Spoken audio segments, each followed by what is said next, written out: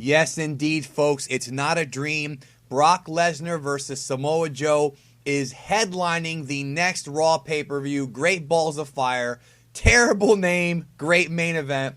Welcome to my post-WWE Extreme Rules 2017 recap video. This is my very first post-pay-per-view recap video. I'm not going to do it for every single pay-per-view, but I think this one is newsworthy enough that we can talk about, especially with the finish coming out of the main event of this show. Now, in the future, as this channel grows here at World of Geekdom, we're going to be doing a lot of stuff like this, and I'm planning to, if the channel gets bigger, eventually doing a live post-pay-per-view show where all you guys can come in there and talk about the pay-per-view and give your thoughts and talk about the results and whatnot. But on this video, we're talking Extreme Rules 2017, a very interesting show. Not the best pay-per-view at all. I wouldn't say it was even like a great pay-per-view, but I think it was a solid pay-per-view with a handful of really good matches. And one thing I'll tell you about this show is going into the show, you could tell that the matches were going to get a lot of time. And that's a good thing because you have a lot of great wrestlers on this roster who really deserve the time. However, unfortunately, I feel like depending on what match we're talking about, maybe some matches got a little bit too much time, in my opinion, of course. But it's better that they kind of do this and have longer matches than cut guys short and not give them the time to showcase their talent. And that's the thing about this show is because you have 5 of the top guys in the main event, you know, all wrestling each other, they had to pretty much space out the rest of the show. And there really weren't any huge angles or anything on here. It was just really just a wrestling heavy show. So if you like wrestling, if you like in-ring wrestling, there's a lot to like on this show. The thing also about this year's Extreme Rules, it was definitely significantly toned down from previous years. Extreme Rules used to be a show that every single match was a gimmick match. That really wasn't the case here, especially since the first match of the evening, the Dean Ambrose Miz match, the first one on the main show, was a match where the belt can change hands via DQ. So it's like, it's not no DQ, it's actually more of a hindrance. You're putting more stock into a DQ finish. I thought that was kind of interesting on a pay-per-view called Extreme Rules. But, you know, in previous years, Extreme Rules has been like a gimmick-heavy show. But this year, it really was kind of light, and the in-ring matches themselves didn't even have that much as far as, you know, extreme stuff. There wasn't that much extreme stuff. There was virtually no real brawling in the crowd. Very, very little in the main event, like in the sideways portion.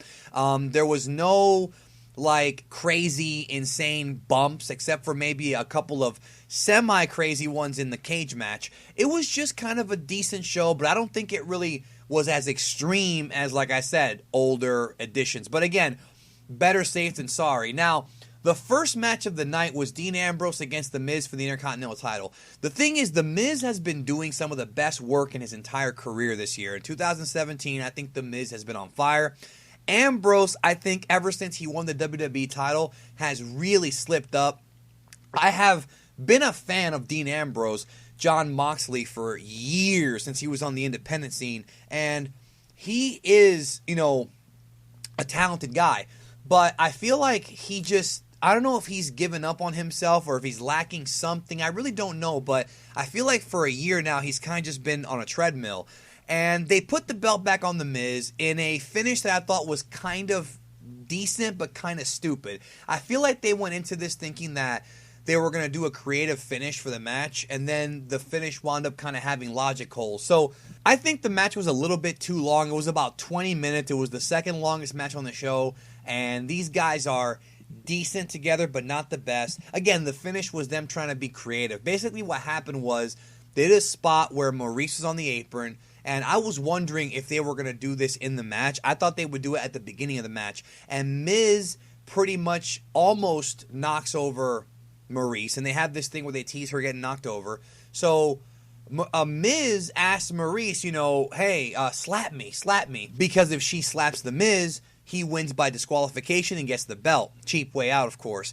And she does slap him, but instead of him getting DQ'd, the ref throws her out. So pretty much they scuffle for a little bit, and then the finish ends up being Miz throwing Ambrose into the referee. The referee thought that Ambrose knocked him down. He walked around the ring. It was really awkward. Ambrose like, please don't DQ me.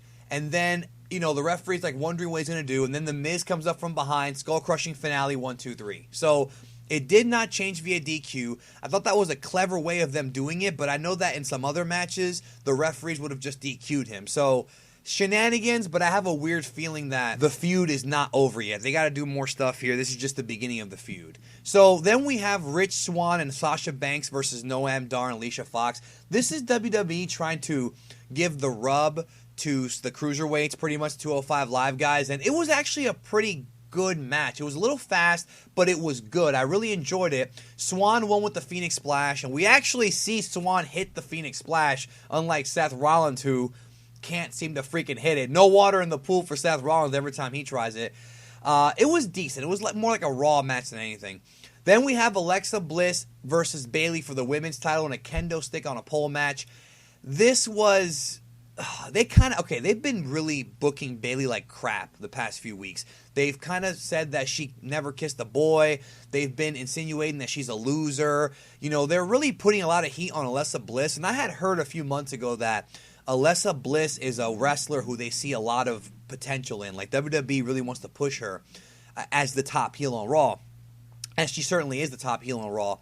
And I feel like in the match, you know, they had this storyline going where Bayley she got the stick, but she hesitated to hit her with the stick. And I'm like, well, why?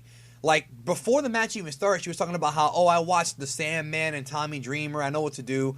Why would a professional wrestler, a fighter, so to speak, in this mystery, fantasy world of wrestling, why would she hesitate? Now, there was a really good false finish where Bliss got the stick and then Bayley hit the belly to belly, and that was awesome. I thought that was going to be the finish.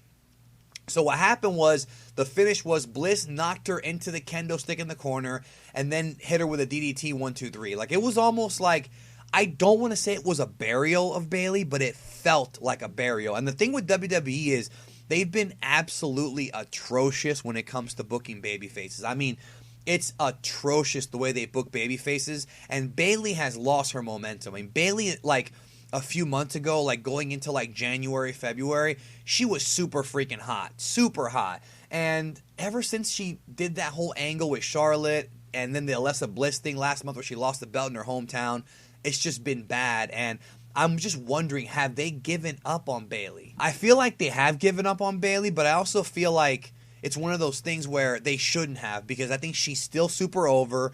She's still a great top babyface, a great role model for the girls. I think that's a character that needs to stay strong, but they really are hell-bent on getting Bliss over. I just think that they shouldn't be treating her like this. So what's next for Alexa Bliss? I mean, I really don't know. They could go in several different directions with her. I'm guessing a Nia Jax feud is next, but I could be wrong. Could be Mickie James. We'll see.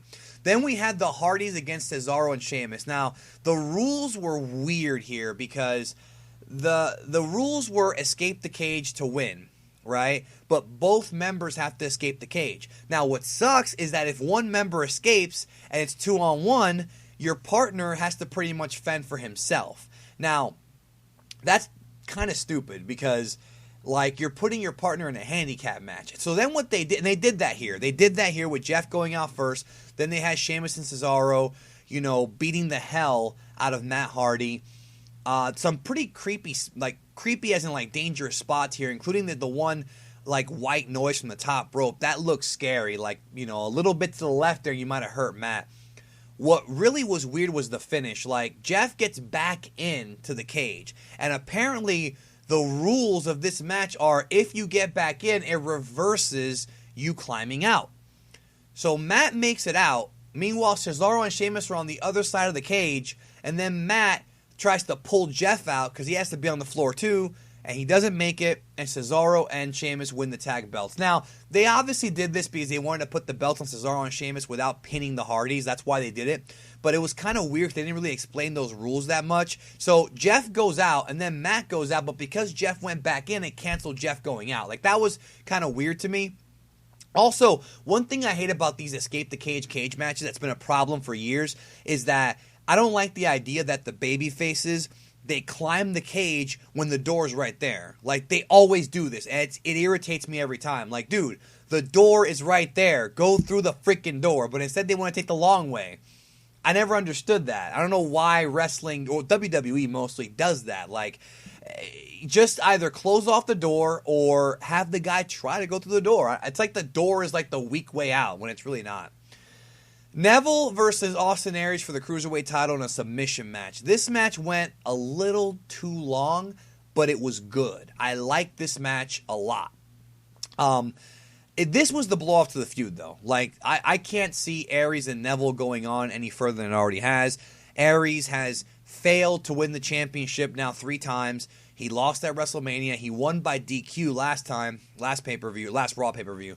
And with this match, Neville won. And not only did he win, but he actually made, Austin Aries tap out. And when you make a babyface tap out, that's the end of the feud. Like, it cannot go on any further than that. It's the rules of wrestling that have always been established. When a babyface gives up, that's it. Now, I'm not saying there's anything wrong with that. With a babyface tapping out. I know in some wrestling circles you should never do that, but I was okay with it happening here because it was the end of the feud. They had a cool little false finish where Aries used the last chancery on the floor and Neville tapped out, and then they said, well, no, it has to be in the ring. You have to submit him in the ring. Okay, fine. So what happened pretty much was the finishing spot was Neville used the red arrow on his back and then immediately put on the Rings of Saturn and got the win. So I really like that he won, though, even though I'm not sure where they go with Aries now. He could go heel. I mean, who really knows? But I like the fact that Neville won because they're building him up as this king of the Cruiserweight, so he has to win some feuds before he eventually gets knocked off the top. Now, when you look at the roster on 205 Live, I really don't know who the man is to beat Neville, even in the far future. Like Rich Swann, I don't think so, the guy.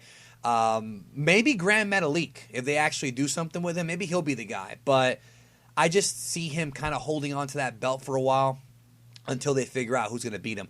Good match, a little bit too long, but it was good. See, the first match was too long, but not very good. I would say kind of average, the Ambrose and Miz match. This one was actually pretty good. Now, main event time here. Number 1 contenders for the WWE Universal Championship. The winner gets Lesnar on July 9th. And it's crazy because, July 9th is going to be nuts because me personally, Spider-Man comes out that Thursday. July 9th is the pay-per-view. And then July 10th, I'm going to go see Paul McCartney live. So I'm going to have a crazy, crazy weekend. We're getting Samoa Joe and Brock Lesnar on July 9th. That's crazy. But let's talk about the match here. We'll get to that in a minute. So again, Bray Wyatt versus Roman Reigns versus Finn Balor versus Seth Rollins versus Samoa Joe. The match went about 45 minutes. I knew they were going to get a lot of time before the show even started because it was 5 guys in there. It was a great match. It was a lot of fun. It wasn't really great because of the extreme stuff. Like there was a little bit of stuff here with the steel steps. They broke the barricade again with Roman spearing, everybody. He speared the earth here. That was pretty cool. They did a crazy splash off the top rope where Rollins put Bray Wyatt through a table. That was crazy. Just absolutely nuts. The story of the match, I guess you can say, was that Samoa Joe had created this unholy alliance with Bray Wyatt, and they were going to take out the baby faces and then I guess eventually team up. But at one point, Bray Wyatt tries to win the match, and Samoa Joe's like, hey, I thought we had a deal. It's like, well, wait a minute, bro. It's every man for himself here. That wasn't going to last. So there was a lot of good stuff here. I like the false finishes a lot.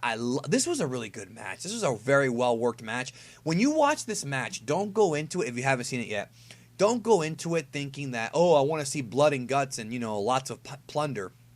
It's not even about that. You've got 5 great workers, and you know what? I don't care what you think about Roman Reigns. He's a good, hard-working wrestler. You don't have to like him, but the guy goes in there and he busts his ass. And if you disagree with me, you don't know anything about wrestling because the guy goes in there and busts his ass every night.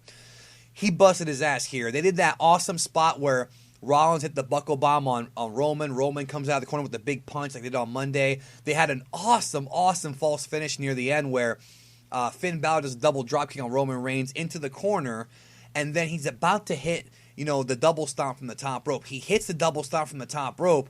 We're over here thinking that's going to be it. We're like, whoa, wait a minute, he's going to go again and face Roman, but then Joe comes in, puts the coquina clutch on Finn Balor from behind, Finn Balor's fighting and fighting and fighting. Everybody else is knocked out. And then finally his hand goes down. Samoa Joe wins. Shocker. I mean, I was shocked because I was sure that the two guys who were not going to win this were Roman and Joe, because I feel like Roman and Lesnar is the planned match for WrestleMania 34, and Joe and Lesnar could have been like a big match next year after Mania 34. I felt like Joe needed a little bit more momentum. Now, I love Samoa Joe. Samoa Joe's been my favorite wrestler for a very long time. Huge fan of Samoa Joe. And Joe versus Lesnar is like a dream match. That is a legitimate freaking dream match, right? That's a match I've wanted. That's like a WrestleMania match to me. And we're getting it on a pay-per-view called Great Balls of Fire. Fuck. Damn it. But anyways, I can't wait to see the match. And I hope that Joe, like, what I'm worried about is I don't want Joe to get killed here. This needs to be a fight. This Samoa Joe Lesnar match needs to be an actual war. Like, I think the way they should probably book the match is, and I might do a separate video about this, they should probably have Joe actually go in there and be competitive with Lesnar. You can't have Lesnar squash him and then maybe have Braun Strowman come in and cost Joe or cost Lesnar by DQ or something, and then set up a Strowman-Lesnar match at SummerSlam, because the plan as of right now is to do Lesnar and Strowman at SummerSlam for the title. Now, if they change their minds on that, I really don't know. But I think that feeding Samoa Joe to Brock Lesnar this early, Joe's only been on the main roster for 6 months, feeding him to Brock Lesnar this soon, I think is a huge mistake. If you want to have Joe wrestle Lesnar and lose, that's fine. I think he needs to be built up even better. I think he needs another few months, maybe even a year of build-up, so that way that match really whets the fans' appetites. But they're doing it next month. I mean, maybe Lesnar's not going to re-sign with them this time. You know, when time comes, you know, next year, I believe, is when his contract's up, and they want to get the match out of the way now. But I just don't want Joe, who's got a lot of momentum right now, I don't want Joe to lose to... I mean, if he loses, it's fine. But if he gets killed, I don't want to see that. This is a dream match. I cannot wait for Raw and see how they're going to build this thing up. I'm extremely excited for this. Let me know your thoughts in the comments section. Samoa Joe versus Brock Lesnar. Tell me about this pay-per-view. Did you like it? I thought it was good. Didn't think it was great. But if you haven't seen it, I think the Cruiserweight match, I think the number one Contenders match is definitely worth it. The cage match and the kendo stick match were kind of disappointing, to be honest with you. Wasn't really a big fan of those. But the two last matches really made it a pretty decent show. Not the best show. I wouldn't even say it's a great show, but a good show. And I think the main event was really, really worth it. You got to see that match, because all those guys really did a great job. I'm very excited to see where this, where the company goes right now. I think they're going to do Finn Balor and Bray Wyatt as a feud, is my guess. And probably, I don't even know what they do with Roman, honestly. I guess we'll find out, right? Thank you guys so much. Thank you for watching my review of Extreme Rules. Subscribe if you have not to World of Geekdom. Punch that little bell so you get notifications when I upload. This is my wrestling and movie and TV and life channel. And if you like these videos, let me know and I'll do more. And if you have any thoughts about the direction of WWE, let me know. I might do a more thorough video in a couple days about Joe and Lesnar, because I'm really excited to see it. Anyways, I'll talk to you guys later.